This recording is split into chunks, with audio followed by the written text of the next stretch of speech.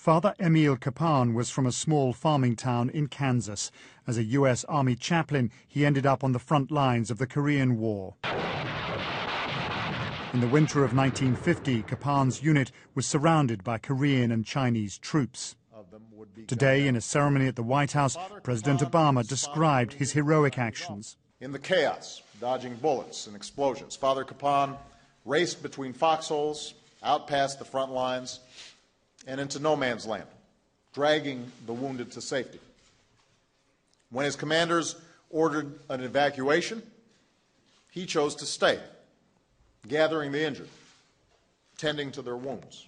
Having negotiated the safe surrender of the outnumbered American troops, Kapaun stepped in to save the life of an injured comrade lying in a ditch. And Father Kapaun marched over and pushed the enemy soldier aside. And then, as the soldier watched, stunned, Father Kapaun carried that wounded American away.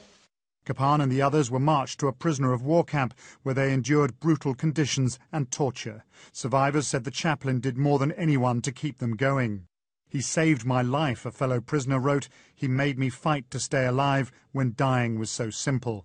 It was easier to die than live." They starved on tiny rations of millet and corn and birdseed.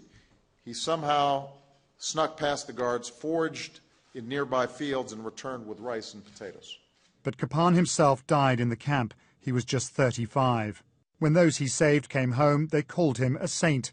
Emil Kapaun's nephew came to Washington to receive the nation's highest military honor on his uncle's behalf. This is the valor we honor today. An American soldier who didn't fire a gun, but who wielded the mightiest weapon of all.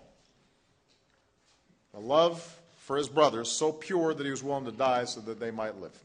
And some of those brothers were at the White House today, the culmination of a long campaign to see their former chaplain properly recognized. Paul Adams, BBC News, Washington. Those American lives.